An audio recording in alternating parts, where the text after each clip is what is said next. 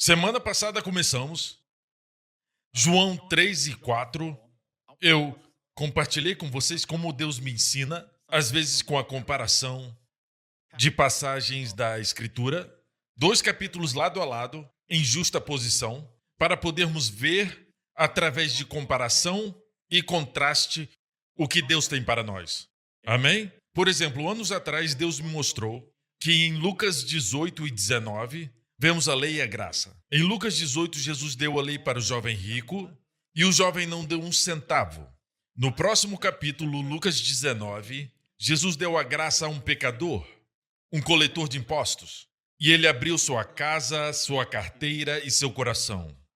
Amém? Isso mostra que a graça torna as pessoas generosas. E o Espírito Santo colocou essas duas histórias lado a lado. E provavelmente não aconteceram cronologicamente, mas estão lá pela ordem divina.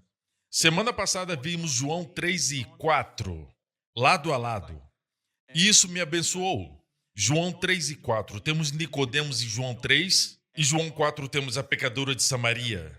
Certo? Em João 3 temos um homem e 4 uma mulher. Em João 3 nós temos um teólogo. Amém?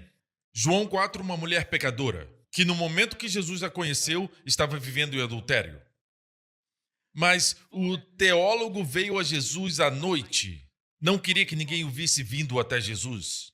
Mas para a mulher, Jesus veio a ela em pleno dia. Amém? Porque foi na hora em que o sol estava mais forte e nenhuma outra mulher ia tirar água naquela hora. Então, o teólogo veio à noite, Jesus foi a mulher durante o dia. Mas observe que o teólogo veio até Jesus. Jesus foi até a mulher. Você está entendendo? Certo? Eu quero te mostrar como Jesus fica confortável com os pecadores. Mas, se você quer ser um teólogo, certo? E Deus quer que sejamos estudantes da palavra, ok? Mas não quer que sejamos teólogos secos.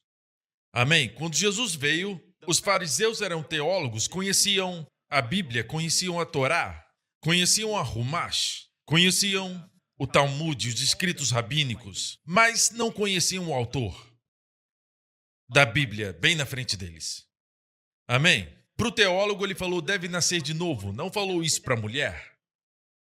Amém? E tem alguns ministérios que não conseguem pregar que você deve nascer de novo, mas pregam ilustrações simples como a água. Se beber dessa água vai ter sede de novo, não se referindo à água física, mas os relacionamentos. Mas se beber a água que eu te der, você nunca mais terá sede. Amém? Tem pregadores assim. E os teólogos não devem criticar. Amém? Mas o teólogo veio até Jesus dizendo, sabemos, eles sempre sabem. Sabemos que é mestre enviado de Deus, que é graça de Deus. E Jesus olha para ele e diz, tudo sobre você, todo o seu aprendizado erudito, todo o seu estudo, tudo deve nascer de novo. Amém? Não falou isso para a mulher? Você me entende? Veja, dos dois, com quem Jesus ficou mais confortável? Para quem que ele se revelou como Messias? Para a mulher. Amém? Porque quando você age como um teólogo, ele não age como um mestre. Jesus veio principalmente para ser nosso Salvador. Amém? Se você o vê como um mestre, isso pode ser uma forma de orgulho. Diz, eu consigo fazer, só me ensine o que eu devo fazer. Me ensine os seus princípios. Não quero saber de ti, só o que tu fizeste. Na verdade, o que tu sabes. Mas Jesus quer que você se alimente dele. Ele é o pão da vida. O que você faz com pão? Você come. Amém? Ele se autodenonima água viva. E o que você faz com a água? Você bebe. Aleluia! Amém? Foi para a mulher que ele se revelou como o Messias. E os discípulos não estavam presentes ali, porque Deus queria que Jesus ficasse sozinho com a mulher. Porque o segredo, a cura para um coração solitário é gastar tempo sozinho com Jesus. Amém? Até os discípulos saíram para Jesus ficar sozinho. E quando ele falou com aquela mulher, ele falou com um tato divino. Mas com Nicodemos ele falou, tu és um mestre em Israel e não sabe essas coisas? Mas com a mulher, disse, chama o teu marido. E ela disse, eu não tenho marido. Jesus disse, Bem disseste, não tenho marido. A elogiou por dizer que ela não tinha marido. Jesus disse, tivesse 5 maridos. Ele a elogiou por ter dito que não tinha marido.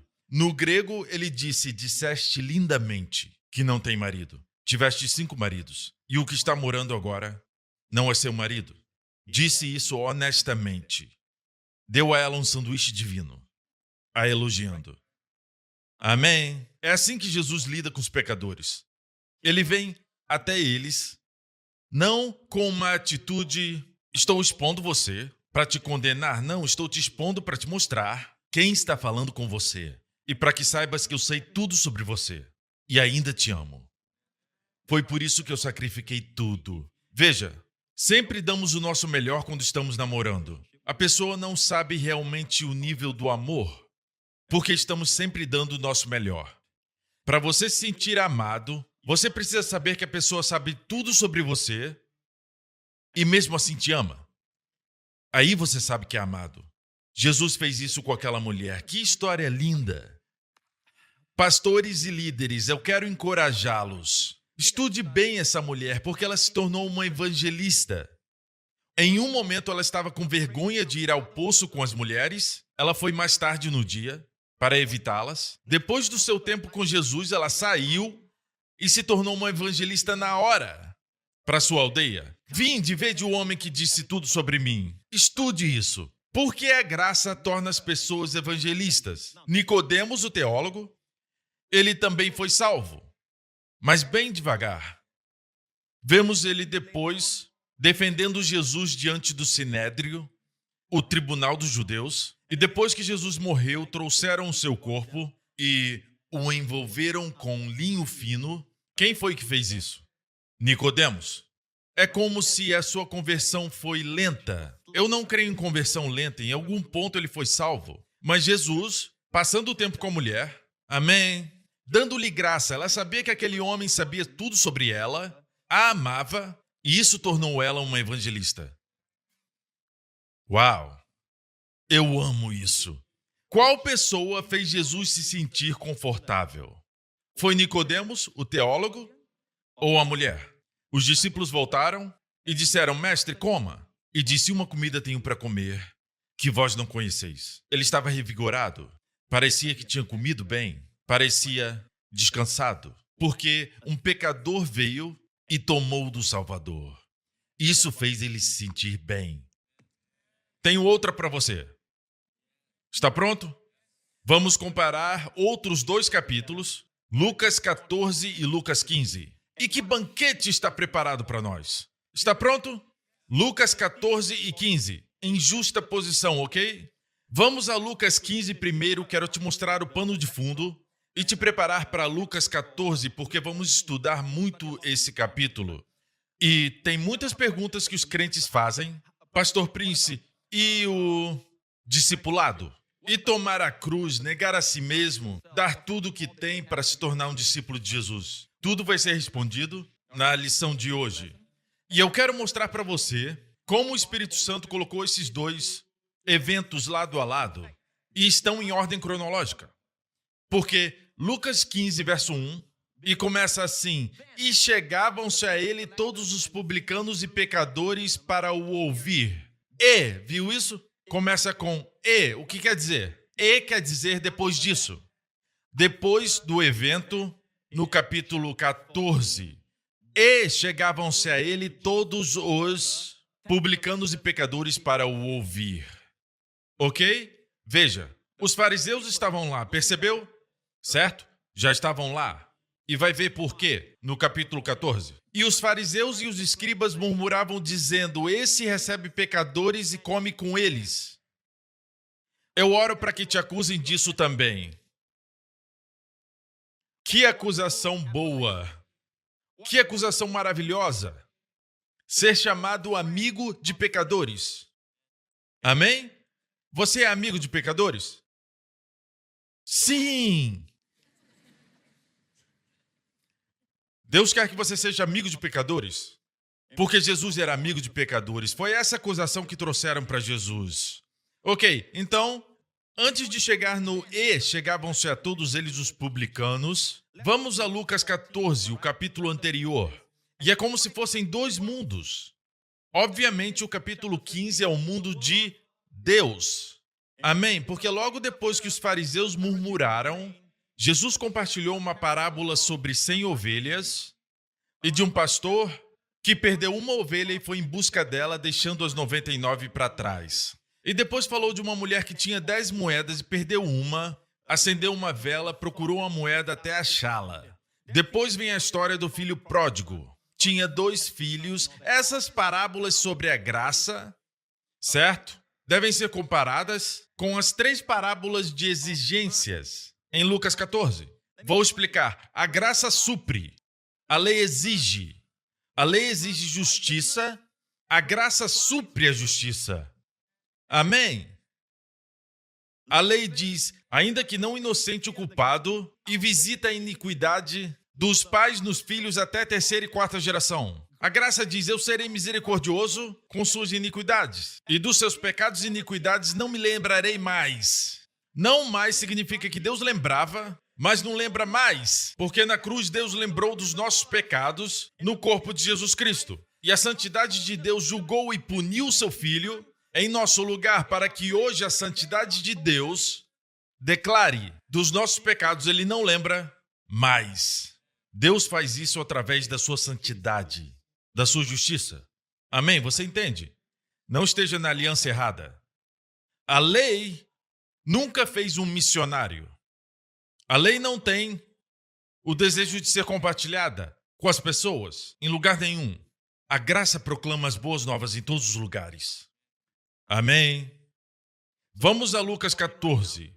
Você percebe que Jesus se sente bem em Lucas 15, mas em Lucas 14 não está confortável, ok? Vamos a Lucas 14, verso 1. Num sábado, ao entrar Jesus na casa de um dos principais fariseus para tomar uma refeição, eles o estavam observando.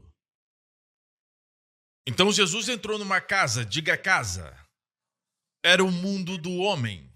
O mundo do homem depende da sua fachada externa, da sua aparência, do que você tem, da sua formação escolar, da sua condição financeira. Tudo isso significa muito. A elite de Jerusalém estava ali. Aqui, na casa desse fariseu, estavam todos lá. Então, Jesus, em Lucas 15, não quero me adiantar, mas era o seu mundo. No seu mundo tem a ovelha perdida, a dracma perdida, o filho perdido, e são encontrados. Mas ele entra no mundo do homem, na casa. Lembra que eu já compartilhei como Jesus foi rejeitado em Mateus 12 pelos judeus? E então, no primeiro verso do próximo capítulo diz, Jesus saiu de casa e se assentou à beira-mar. Mar é uma figura dos gentios. Saiu de casa, deixou Israel e pregou as boas novas aos gentios. As 7 parábolas do reino. Da mesma forma, Jesus entrou na casa, no mundo do homem, e um fariseu o convidou, mas não apenas qualquer fariseu. Era um principal, como Nicodemos. Era um mestre, um governante dos fariseus, um dos chefes dos fariseus. Convidaram Jesus para uma refeição e o observaram de perto. Você ia gostar se alguém te convidasse para comer, você senta na frente deles e eles fazem isso. Ficam observando como você posiciona o seu guardanapo, como você pega o seu garfo, como você mastiga, se você come de boca fechada ou aberta. Depois de observarem, eles dizem para você, olha, tem uma casca de feijão no seu dente, como vai se sentir? Jesus não estava confortável nesse mundo dos homens. Apesar disso, ele foi, ok? E eis que diante dele se achava um homem hidrópico. Isso aconteceu no sábado. Tinha um homem ali que sofria de hidropsia. Alguns dizem elefantíase, que é alguém que tem uma parte inchada e tem a aparência ruim. É uma doença. A Bíblia diz que Jesus perguntou o seguinte, é ou não lícito curar no sábado? E eles ficaram quietos. E Jesus o curou e o mandou embora. Eu estou preparando vocês para o mundo de Deus em Lucas 15, o mundo da graça. Mas antes tem que ver o mundo do homem. Porque Isso vai te mostrar como isso afetou a Jesus nesses dois mundos. Não esqueça que ele é o mesmo ontem, hoje e para sempre. Amém? Vai aprender a fluir com ele. Ele ainda está na casa, com muitas pessoas, muitos fariseus. E era provavelmente uma mansão, um palácio, certo? Próximo verso. Jesus lhes perguntou: quem de vocês, se o filho ou o boi cair num poço, não irá tirá-lo imediatamente, mesmo em dia de sábado? Ele curou o homem e mandou embora, certo? Mas depois fez a seguinte pergunta: quem de vocês, se o filho ou o boi cair num poço, não irá tirá-lo imediatamente num sábado? Perceba que eles não responderam. Foi um silêncio hipócrita. Queriam encontrar defeito nele. Como Jesus vê as pessoas que adoecem? Ele as vê como pessoas que caíram num poço, certo? E o que você faz com animais que caem num poço? Você os tira de lá. Se compadece com um animal, quanto mais um ser humano. Mas nós chegamos no poço e perguntamos: já confessou os seus pecados? Já perdoou sua sogra? Já leu a sua Bíblia, não é? Então nós trazemos um monte de coisas. Jesus nos ensinou para não fazermos perguntas aos doentes, mas para curá-los. De graça recebestes, de graça dai. Posso ouvir um amém? Então ficaram quietos, reparando como os convidados escolhiam os primeiros lugares. Jesus contou-lhes uma parábola. Depois ele falaria com um anfitrião. Mas primeiro, ele falou com os convidados, certo? Devo avisá-lo que Jesus, obviamente, não leu o livro Como Fazer Amigos e Influenciar Pessoas. Ok? Mas eu amo ver Jesus nesses ambientes. Observe, está falando com os convidados que estavam ali a convite desse fariseu. Reparando como os convidados escolhiam os primeiros lugares, Jesus contou-lhes uma parábola, certo? Quando alguém convidá-lo para um casamento, ele disse: não se sente no lugar de honra, pois pode haver um convidado mais importante do que você, e aquele que o convidou dirá a você: com licença, pode se sentar em outro lugar? E com vergonha vai para outro lugar. Quando alguém te convida para uma festa, sente no último lugar, Jesus disse, para que o anfitrião venha e te diga: venha sentar no lugar melhor. Isso será uma honra diante de todos os convidados. E Jesus disse o seguinte: todo aquele que se exalta será humilhado, e o que se humilha será exaltado. Veja, alguns acham que Deus não quer que sejamos exaltados, certo? Não, esse versículo diz que Deus não quer que você se exalte. Deus quer que você se humilhe e Ele vai te exaltar. Quando Deus te exalta, nenhum homem pode te humilhar. Amém? Se você se exaltar, você vai ter que se manter na posição de exaltado. E isso é extremamente estressante. Quando você exalta a si mesmo, você tem que manter essa posição. Você tem que manter. Tem que sempre ficar olhando para trás, senão alguém vai vir e pegar o seu lugar. Mas quando Deus te exalta, o que o homem pode fazer? Quando Deus exalta.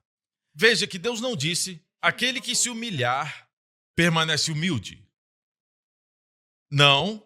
Deus diz: vai ser exaltado. Se humilhar, você vai ser exaltado. Amém?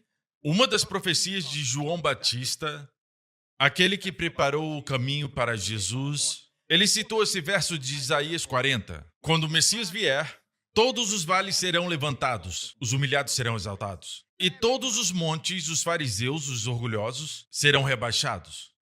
E haverá um caminho reto para o Senhor. Amém? Quando você se humilha, Deus te exalta. Amém? Você não quer que o homem te exalte, não quer exaltar a si mesmo. Você quer que Deus te exalte. A mão do Senhor é maior. Cadê o microfone? A mão do Senhor é maior. Amém? Continuando, ele falou com os convidados. Agora fala com o anfitrião. Eu falei que ele não leu o livro Como Fazer Amigos. E diz ao anfitrião: depois Jesus disse ao que o havia convidado: quando você der um jantar ou uma ceia, não convide os seus amigos, nem os seus irmãos, nem os seus parentes, nem os vizinhos ricos, para não acontecer que eles retribuam o convite e você seja recompensado. Entenda que ele não está falando da sua festa de aniversário, que você convida amigos para uma festa pequena. Ele não está falando disso. falava da festa que estava, onde o homem exaltava o homem se exibia a outro homem, onde o orgulho do mundo estava. Ele não estava confortável nesse mundo. É como se não estivesse num ambiente confortável. Você entende? Por isso ele disse, se não consegue desfrutar desse mundo, venha para o meu mundo em Lucas 15. Estou me adiantando, peraí.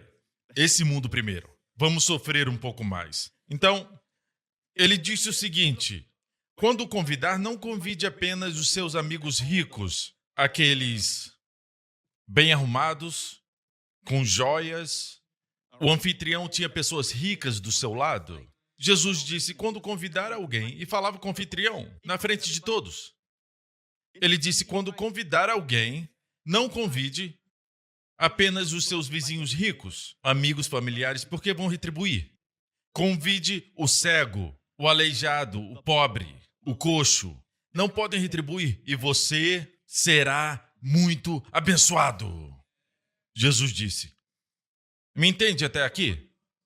Ok. E depois que disse isso, contou as parábolas que queria contar. Nesse capítulo você encontra 3 parábolas, certo? 3 parábolas de exigências, ok? Já vou mostrar elas. Depois tem as 3 parábolas da graça em Lucas 15. A ovelha perdida, a dracma perdida e o filho perdido. Vamos olhar para a primeira parábola, é muito interessante. Jesus, porém, respondeu, certo homem deu uma grande ceia e convidou muitos. Diga grande ceia. Diga convidou muitos. A palavra muitos aqui é polus no grego. Guarde essa palavra, polus. Polus, certo? Veja, polus quer dizer muitos. Guarde essa palavra. Vamos voltar para ela. Grande ceia. Nunca houve tal banquete. Porque não foi o homem que preparou esse banquete. Deus preparou o banquete. Deus que conhece todos os alimentos saborosos, maravilhosos alimentos que vão maravilhar o seu paladar, que ainda não foram descobertos pelo MasterChef ou qualquer chefe do mundo.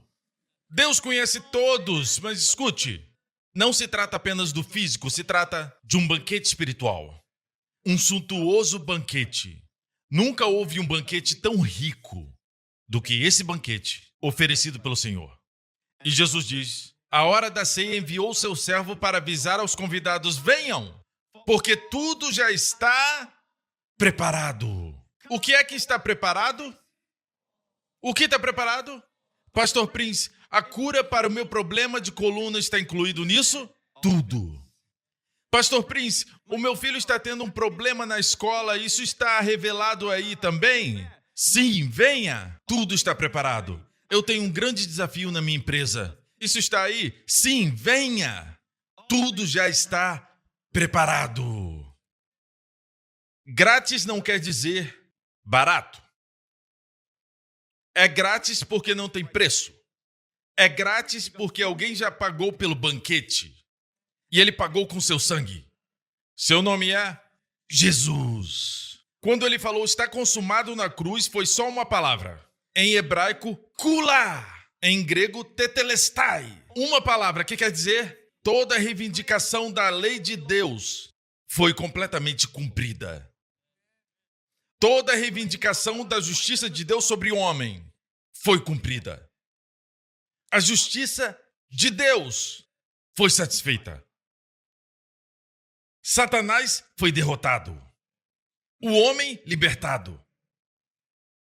Deus glorificado. Terminado. Não precisa de mais nada, mas pastor, não terminou na cruz, terminou na ressurreição. A ressurreição foi o fruto do que foi terminado. Porque foi uma obra perfeita, Deus o ressuscitou. Amém? Lembre-se que a Bíblia não diz que ressuscitou e se assentou como filho de Deus. Isso ele sempre foi. A Bíblia diz depois de ter feito a purificação dos pecados, ele se assentou. Hebreus 1. A razão nos é dada porque Deus o ressuscitou e o assentou. Nossos pecados foram perdoados. Totalmente perdoados, passado, presente e futuro. Aleluia. Venham, porque tudo já está preparado. Um banquete nunca visto antes pelos homens. Amém? O filho prepara o banquete com seu sangue. Prepara a festa. Existe cura nessa mesa. Libertação nessa mesa. Sabedoria nessa mesa. Existe favor nessa mesa. Lembra que Jesus disse certa vez? Ele disse que a cura pertence aos filhos. Não é correto pegar o pão dos filhos. Lembra? Ele chamou a cura de pão dos filhos. Está na mesa. O Senhor prepara o banquete e envia o seu servo. A hora da ceia enviou o seu servo. Quem é esse servo? Esse servo também é mencionado em Gênesis 24, quando Abraão enviou seu servo para encontrar uma noiva para Isaque. Quem é Isaque? Deus esconde verdades, esconde figuras do seu filho nas Escrituras. 2 capítulos antes, Gênesis 22, Deus diz: pega o teu filho, teu único filho, o filho que amas. Espera aí, não era o único filho dele. Ele também tinha Ismael. Deus falava do seu filho. Deus via o seu filho o tempo todo. Então, quando Deus impediu Abraão de sacrificar o seu filho, Deus disse: agora eu sei que me amas, porque não negaste teu filho, teu único filho, o filho que amas. Agora podemos dizer: Deus, tu me amas porque não negaste o teu filho, o teu único filho, o filho que amas. Amém? A Bíblia diz que Abraão, antes de cravar a faca, um anjo parou e ele se virou. É interessante, quando vou para Israel, o monte do templo, certo? Vai subindo até o Monte Calvário. Está bem atrás.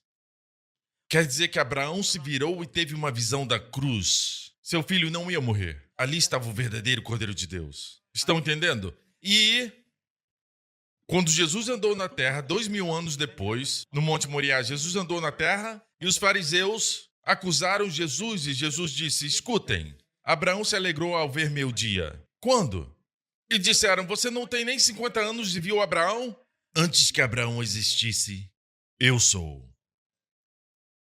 Então, ele era aquele, naquela cruz, que Abraão viu. Ele se alegrou em ver seu dia. Eu creio que Abraão teve uma visão no Monte Moriá. 2 capítulos depois, a Bíblia diz: o velho Abraão enviou seu servo sem nome para encontrar uma noiva para o seu filho, que é uma figura de Jesus. E se tornou o capítulo mais longo do livro de Gênesis. Por que Deus gastou tanto tempo com essa mulher, Rebeca? Porque ela é um tipo da noiva de Cristo, você e eu. E o nome do servo não é mencionado, porque o Espírito Santo não veio para chamar atenção a si mesmo. Ele veio chamar atenção para Jesus Cristo, o Filho amado. Qualquer ministério ungido com o Espírito Santo vai apontar Jesus para as pessoas. Ele me glorificará. Jesus falou do Consolador. Amém? Então, Jesus, a Bíblia nos diz que Jesus falou o seguinte: venham, porque tudo já está preparado. Então, o Pai enviou o Espírito Santo, o Filho preparou o banquete, o servo preparou, o Espírito Santo prepara os convidados. Agora, continuando. Mas todos eles, um por um, começaram a apresentar desculpas. O primeiro disse: comprei um campo e preciso ir vê-lo. Peço que me desculpe. Outro disse: comprei 5 juntas de bois e vou experimentá-las. Peço que me desculpe. Escute. Um banquete mais rico nunca foi dado para os homens do que esse aqui. Por quê? Porque Deus patrocinou. Deus preparou. Não existe necessidade ou nenhuma exigência que não pode ser suprida nessa mesa. Seja algo para sua mente, paz, liberdade do estresse, está nessa mesa. Libertação dos vícios está nessa mesa. Você pensaria que os homens iam correr para a mesa, mas sabe quão cegos nossos corações podem ser? Que quando tem um banquete na nossa frente, damos desculpas para não vir. Desculpas esfarrapadas. Desculpas sem lógica nenhuma. Comprei um campo e preciso ir vê-lo. Me desculpe. Aqui de Singapura, quantos de vocês compram uma propriedade antes de ir ver? É ridículo, ele compra e depois vai ver. Desculpa esfarrapada. A próxima é pior. Comprei 5 juntas de bois e vou experimentá-las. Vou falar a sua língua. Comprei um BMW novo. Eu já comprei. Agora vou fazer um test drive. Certo? São meras desculpas. Será que é possível que o homem pode ser confrontado com o maior banquete nesse universo e mesmo assim não ter desejo pelas coisas de Deus, pela bondade de Deus? Sim, uma criança que só se alimenta de doces, mesmo se trouxer um risoto de trufas com azeite dessa temporada, você traz e coloca ali o prato na frente do menino e coloca doces. Qual ele vai escolher? Os doces. É bom para ele? Não. Ele sabe que não é bom? Depois da mãe tanto falar, ele sabe. Mas o que ele quer? Doce. O coração do homem está tão predisposto ao mal e pecado que quando a bondade de Deus veio, em toda a sua pureza, eles o pregaram. Não diga que se estivesse lá não faria isso. Nós teríamos feito o mesmo. Teríamos entregado Jesus, que saiu curando e libertando os oprimidos do diabo, o entregaríamos e faríamos Barrabás ser solto. Um assassino. O homem é assim. Eu estava lendo um dia desses. Saíram com um estudo sobre pessoas nas guerras modernas, certo? Nas guerras mais recentes. Como as pessoas, eles chamam de limpeza étnica, no momento que os soldados ficam sem restrições, no momento que os oficiais não estão presentes, eles saqueiam, eles roubam e estupram as mulheres.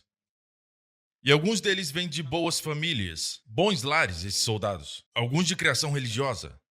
Mas no momento que as autoridades não estão lá, o homem é assim. No seu pior. Pode acontecer com qualquer um de nós. Estão ouvindo? Jesus veio nos libertar de nós mesmos. Está ouvindo? Vocês estão recebendo algo?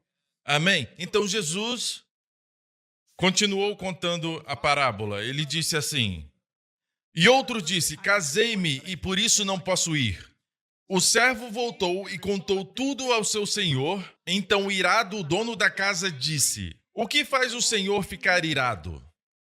Ele se ira quando ele tem tanta bondade e você não quer receber. Ele tem tanta cura e você não quer experimentá-la. Ele tem tanto amor e você procura nos sistemas humanos de amor que não satisfazem. Faz ele se irar.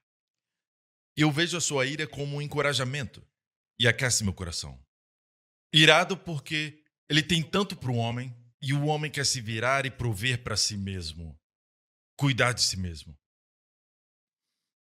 É por isso que a graça não é recebida, porque o homem sempre quer fazer algo. Você está entendendo? Então, irado, o dono da casa disse ao seu servo, o Espírito Santo: saia depressa para as ruas e becos da cidade e traga para cá os pobres, os aleijados, os cegos e os coxos. Então, a primeira ação de Deus, começando no livro de Atos, é nas ruas e becos. Ruas e becos eram lugares estreitos. Iam para a Judeia e Samaria antes de ir para os confins da terra. Amém? Então o Senhor disse: traga os pobres, os aleijados, os cegos e os coxos. Próximo verso. Mais tarde o servo lhe disse: patrão, já fiz o que o Senhor mandou e ainda há lugar. Vou dizer algo para vocês. A graça de Deus é sempre maior do que o pecado. O suprimento de Deus sempre excede nossa necessidade, nossa demanda. Sempre. Quando Deus introduziu a Páscoa a Israel, e Deus disse em Êxodo 12, tome um cordeiro, e se a família for muito pequena para o cordeiro, compartilhe o cordeiro com seu vizinho. O cordeiro nunca é muito pequeno, mas é sempre a família que é pequena. Capacidade de comer é pequena, mas o cordeiro é grande. O suprimento de Deus sempre excede as suas demandas. E depois que está satisfeito, você arrota e ainda tem 12 cestos sobrando. Você entende? E o Espírito diz, trouxe todos das ruas e becos e ainda há lugar. Alguns perguntam, como Jesus pode morrer por todos os homens, em todos os tempos? Se você soubesse o infinito valor daquele homem, o que foi pendurado no madeiro, se soubesse o valor daquele homem, saberia que ele vale mais do que todos os homens colocados juntos. E de todos os anjos que estão nos céus. Esse homem vale mais. Se tem outros planetas que precisam ser salvos, ele pode salvá-los e ainda ter muito mais sobrando. Aleluia! Esse é Jesus. Por isso morreu pelas pessoas do passado, do presente e do futuro. E muito mais se houver. Amém? A maioria das conferências que eu prego, só consigo falar do pé de igualdade. Falo do primeiro Adão, que quando pecou, o primeiro Adão não consegue desfazer o seu pecado fazendo certo. Entendeu? Dizemos aos pecadores, não pode desfazer sua posição de pecador, o seu estado de pecador, fazendo certo. Certo? Tem que nascer de novo. E então, Jesus, o último Adão, veio.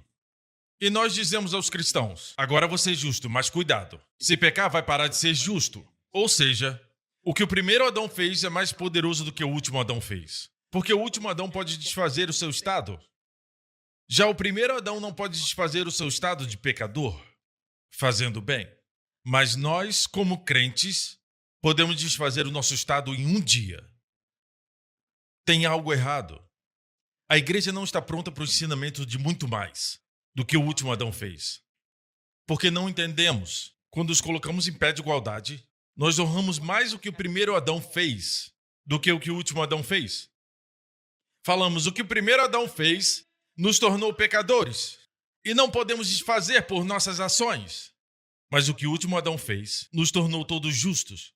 Mas podemos desfazer em um dia. Algo está errado. Vamos continuar, glória a Deus. E ainda há lugar, o Espírito Santo diz. Então o Senhor disse ao servo, saia pelos caminhos e atalhos e obrigue todos a entrar, para que minha casa fique cheia. Observe que o último mover de Deus será nos caminhos, rodovias, estradas e atalhos. Estamos vendo acontecer. Sabe o que é atalho ali? Uma cortina. A cortina de ferro caiu em nossa geração. Uau! Agora a cortina de bambu vai cair. Aleluia! A Bíblia nos diz que as cortinas estão caindo. Tragam todos, porque ainda há lugar.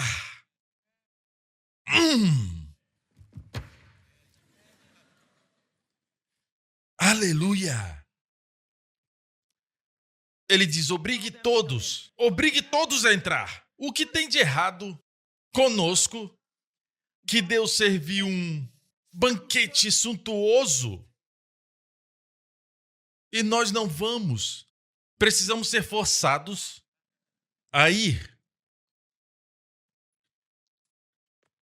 Um dia no céu, vamos observar a bondade de Deus, felicidade perfeita, harmonias e músicas que nunca ouvimos antes.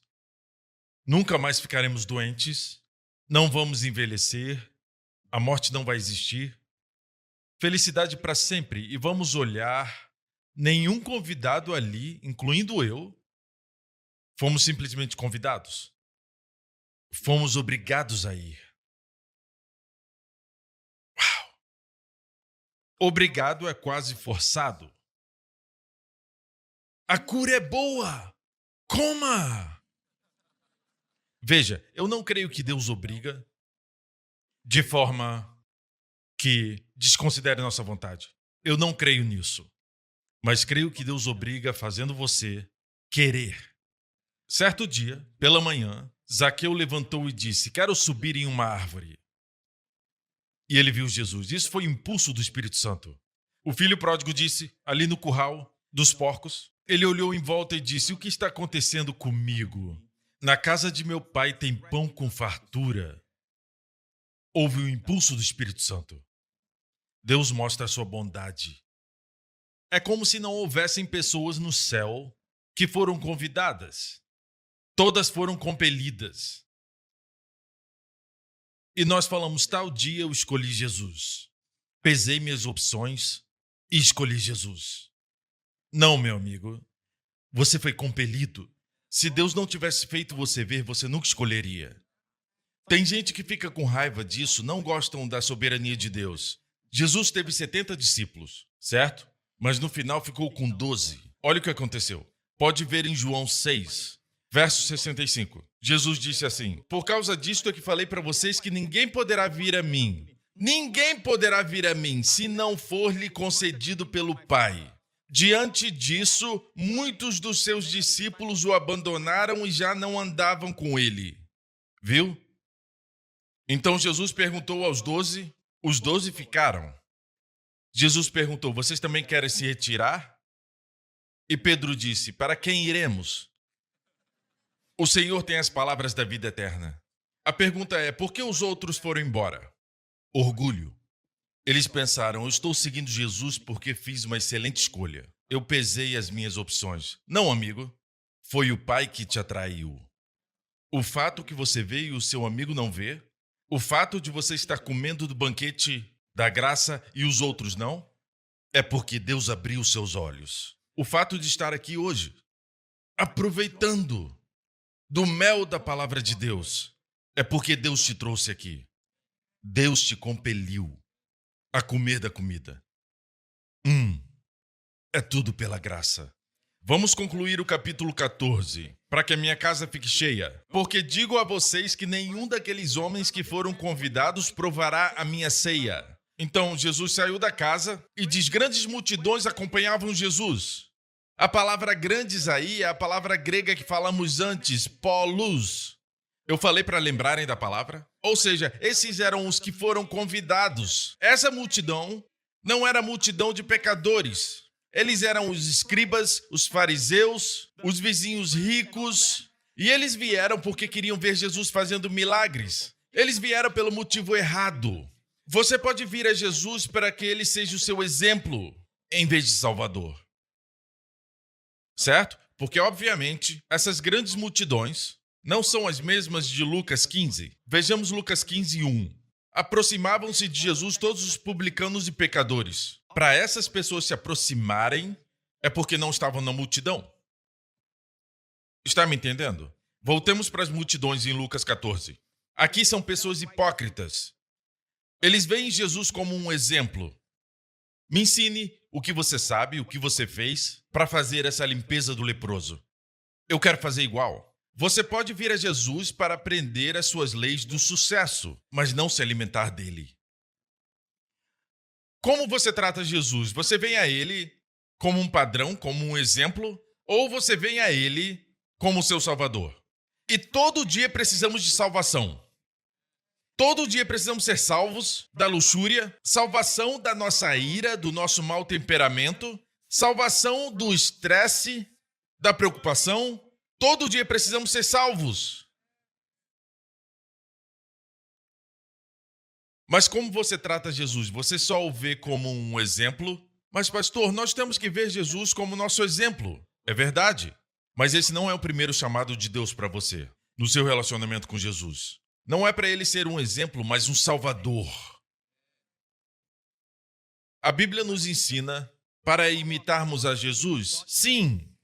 Mas vamos ver o contexto. Efésios 5. Portanto, sejam imitadores de Deus como filhos amados. A palavra imitadores, no grego, mimetas, ou da palavra mimos, é da onde vem a palavra mímica. Ou seja, portanto, sejam mímico de Deus, como filhos amados. E filhos amados, amados aqui no grego, é agapetos, como filhos amados. Foi usada com Jesus quando ele saiu do Rio Jordão. O pai disse: tu és o meu agapetos, o meu filho amado.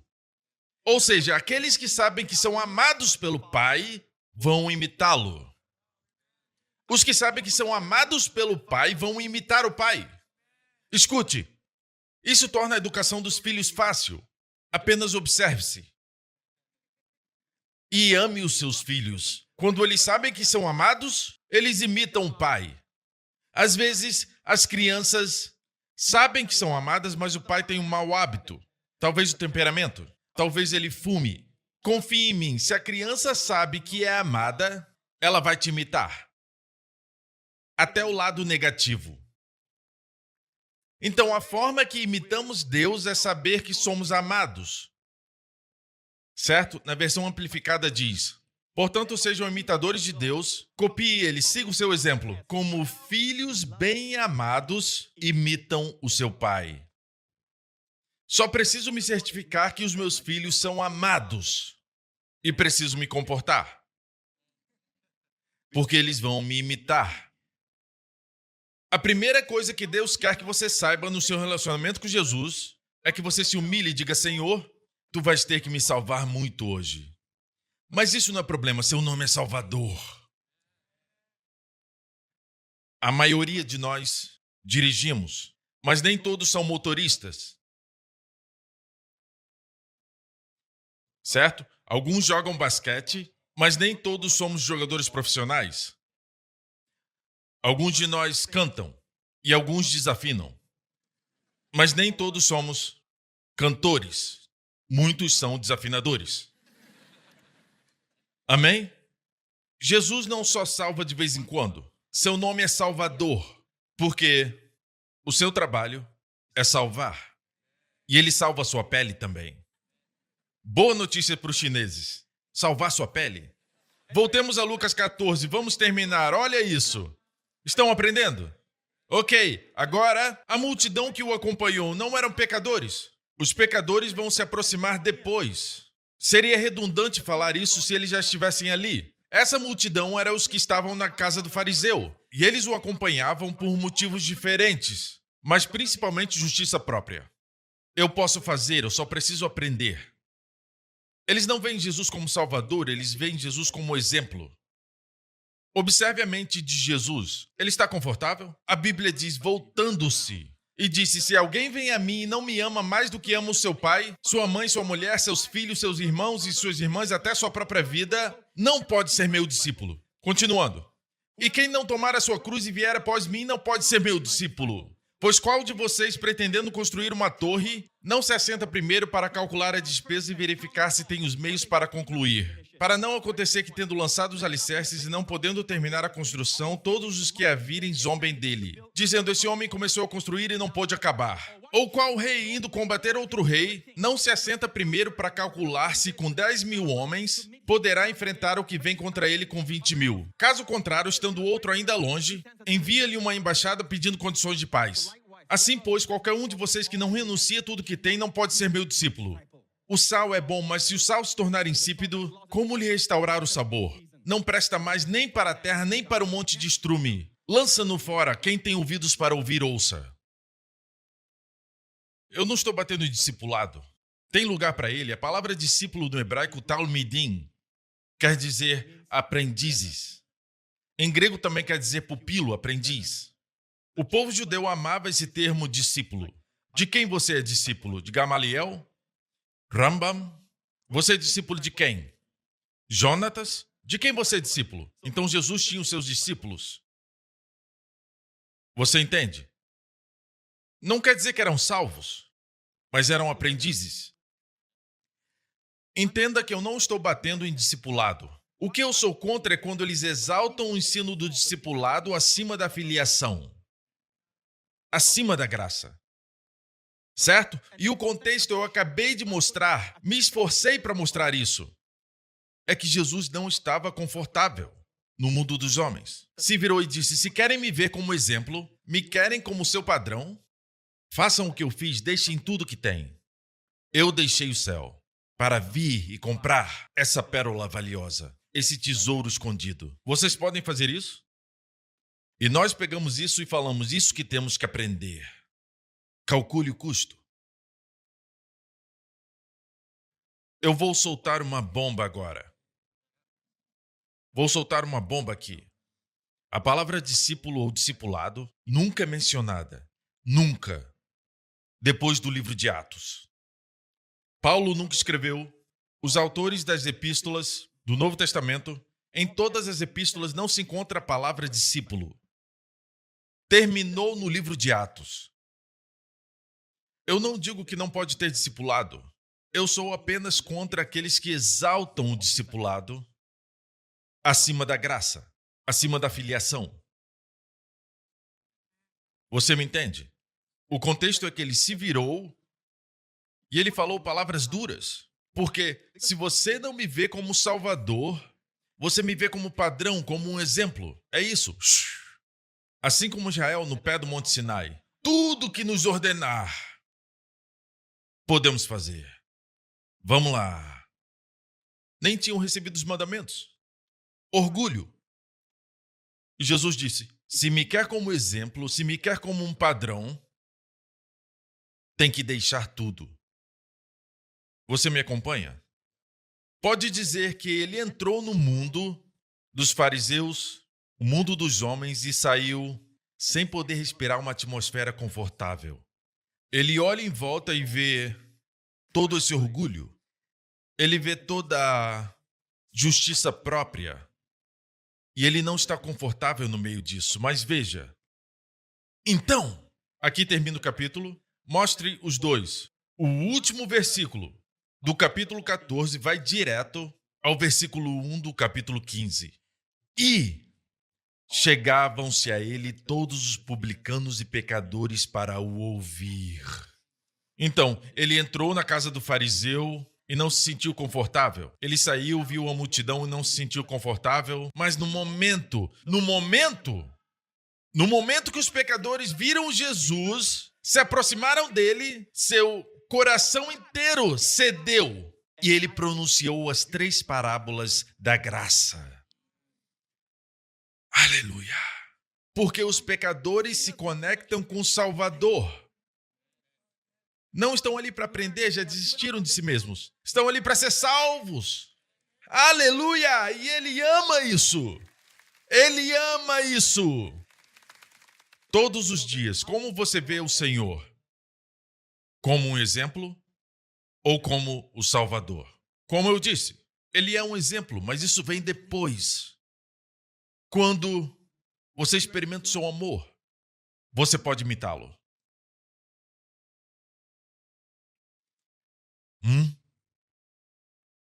Tem algo incrível. Jesus se abriu para os pecadores e contou as parábolas. Por que não contou as parábolas na casa do fariseu? Não estavam prontos. Por que não compartilhou isso com as multidões? Pegue sua cruz e larga tudo. Porque eram hipócritas. Mas os pecadores vieram e se aproximaram de Jesus. Eles o reconheceram como Salvador, não um mestre. Seu coração se abriu. Da maneira mais amável, Jesus compartilhou as 3 parábolas. Vimos as parábolas das exigências em Lucas 14, agora vemos as 3 parábolas da graça do suprimento. Certo? Não vamos falar da última por causa do tempo.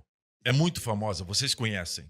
Mas vamos rapidamente, próximo verso. E os fariseus murmuravam dizendo, esse recebe pecadores e come com eles. E ele lhes propôs essa parábola dizendo, que homem dentre vós, tendo 100 ovelhas, não deixa no deserto as 99 e não vai após a perdida até que venha a achá-la. E achando-a, a põe sobre os seus ombros, cheio de júbilo. E chegando à sua casa, convoca os amigos e vizinhos, dizendo-lhes, alegrai-vos comigo, porque já achei a minha ovelha perdida. Digo-vos que assim haverá alegria no céu por um pecador que se arrepende do que por 99 justos que não necessitam de arrependimento.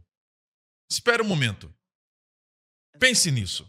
Ele diz que uma pessoa que se arrepende traz mais alegria para o céu. Um pecador se arrependendo, mas como a ovelha se arrependeu? A ovelha estava perdida. O pastor deixou as 99. Ninguém faz isso. Nenhum pastor deixa 99 para procurar uma, exceto o bom pastor. Ele deixou, ele foi, ele procurou, ele encontrou, ele reuniu, colocou nos seus ombros, ele se alegrou, chamou seus amigos. Alegrem-se comigo. Ninguém faz isso. Nenhum pastor faz isso. Então a parábola termina com Jesus dizendo: digo-vos que assim haverá alegria no céu, como uma ovelha se arrepende. Eu perguntei ao Senhor, porque as pessoas dizem, tem que pregar mais sobre arrependimento, tem que falar mais de arrependimento. Eu disse, Senhor, me dê uma parábola para ajudar, para tirar a hipocrisia deles. Então Deus me deu essa parábola. Pergunte, como a ovelha se arrependeu? Eu disse, Senhor, eu não sei. E o Senhor disse, é assim que a ovelha se arrependeu. A ovelha consentiu em ser amada. A ovelha consentiu em ser salva.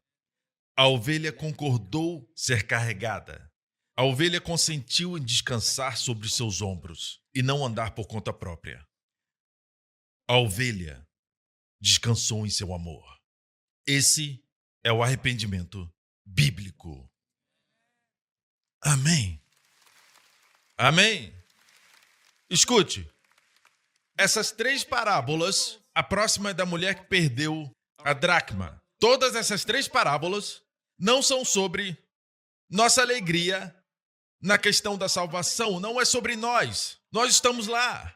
Não fala o que aconteceu com a ovelha depois, que ela ficou feliz. Não fala o que o filho pródigo disse depois que voltou, apesar de ser salvo. Mas as 3 parábolas que Jesus contou são sobre a alegria de Deus. E somente isso. A alegria de Deus de te recuperar. A alegria de Deus em te salvar. A alegria de Deus em te redimir. É sobre a alegria dele, não sobre a nossa. Uau! Nenhum pensamento mais rico entrou na alma do homem. O mundo de Deus fica feliz com a entrada dos pecadores. Uau! A alegria no céu. O mundo de Deus fica feliz quando um pecador entra nele. Deus fica feliz. Veja, nós dizemos, os anjos se arrependem quando o pecador se arrepende. Isso não está na Bíblia. Diz, há alegria diante dos anjos. Sabe quem se alegra? Deus se alegra.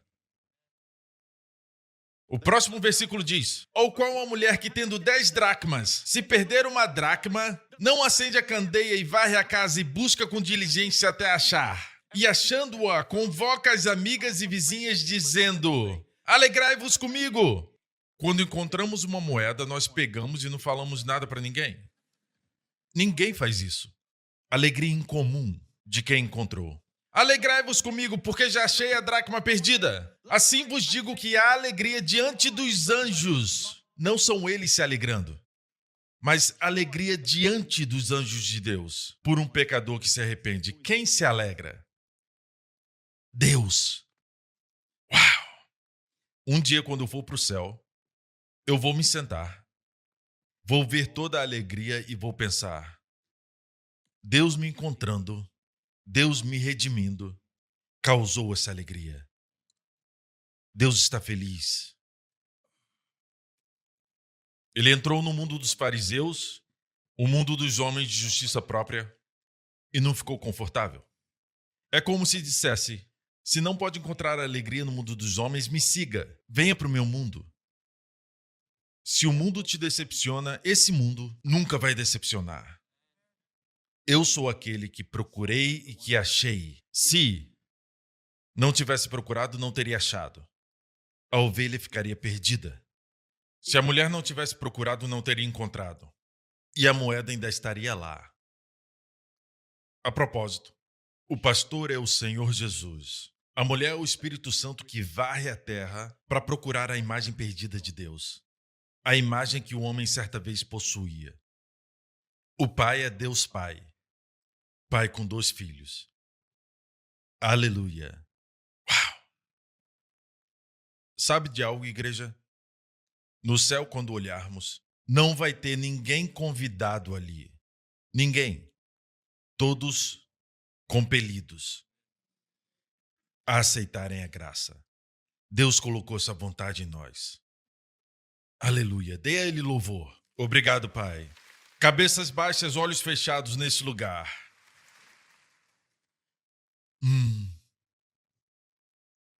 Obrigado, Senhor Jesus. Obrigado, Senhor Jesus. By Galilee,